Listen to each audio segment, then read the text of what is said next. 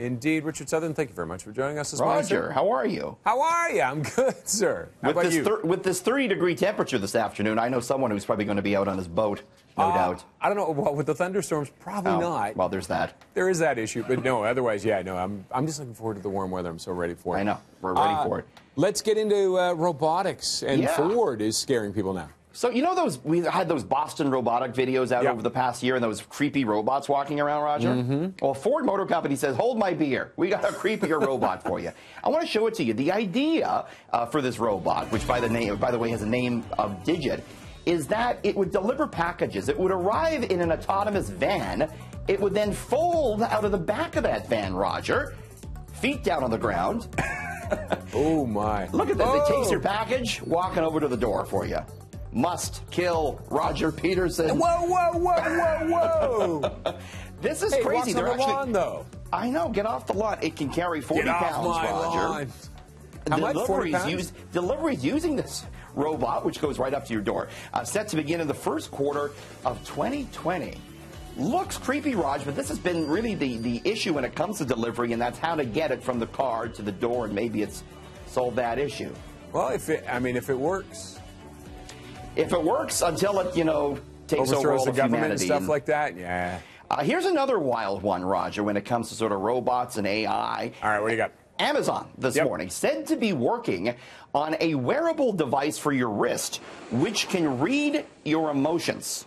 Bloomberg News reporting this. Has microphones in it, and it can discern your emotions by the sound of your voice. Eventually, the technology could be able to advise the wearer on how to interact more efficiently with others. So it's a high-tech mood ring.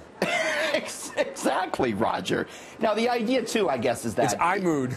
It's iMood, so it could say, hey, Roger's feeling a bit upset, maybe be nicer to him this morning. It could also, direct products to you. So if you're crying, maybe it'll try and sell you a box of tissues through Amazon. There it is.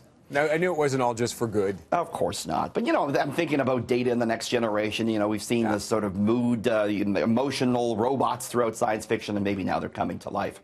Well, and I mean, there is could be a good side to it, right? I mean, it can sense things and how you're feeling, the emotions, and it can help you. Sure.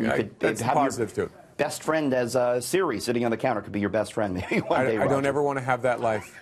I don't, Richard. Finally, Roger, there's a story out of the States this morning that has some lawmakers down there, a little angry. Yeah, I don't blame them on this one. I know. So, in 2016, under the Obama administration, it was announced that on the U.S. $20 bill, they would replace Andrew Jackson, one of the former presidents, with escaped slave and abolitionist Harriet Tubman.